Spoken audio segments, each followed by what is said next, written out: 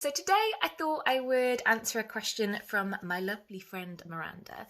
She's dyslexic and she was saying that she has some issues with maths as well, and she wasn't sure whether that was connected to her dyslexia or not. So some people with dyslexia don't have too many issues with maths and can do really, really well in it and can do fabulously in science and things like that. My little sister is one of those people. And then there are others of us who find that our dyslexia really does impact on our ability to do maths, and are really proud when we finally get a GCSE in it. So yeah, I just thought I would explain a bit about why some of us find maths that little bit harder. Number one, some of us have a poor short-term working memory, which means that mental maths and things like that can become really tricky because we forget the numbers that have just been told to us. We forget whether we're supposed to be adding, subtracting, dividing, all of those things very quickly, which ultimately means that we're going to find it hard to do the sum in the first place. 2.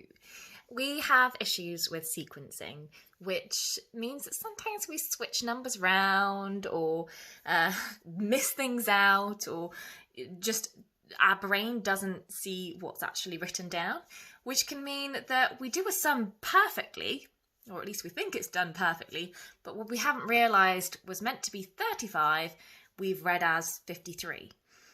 So you're not going to get the right answer if you do that. Number 3. This might just be a me thing, in fairness, but I always found with maths, the teachers told me what I was supposed to do, but they never told me why. And that meant that it was really hard for me to remember, because if I couldn't connect it to anything, then I would just forget what I was supposed to be doing. I think maybe this is a common thing for dyslexic people. We need to know the full picture in order to be able to remember something, because it just doesn't make sense otherwise. So how are we supposed to remember something like Sokotoa? What does Sokotoa even mean? And number 4, another thing that can really affect your ability to do maths is actually whether or not you can read the question in the first place. Because how on earth are you supposed to know what you're supposed to do in the question if you can't read it? And I often find, even sometimes when I'm reading a question, I can read the words, but I can't quite comprehend what it's asking me.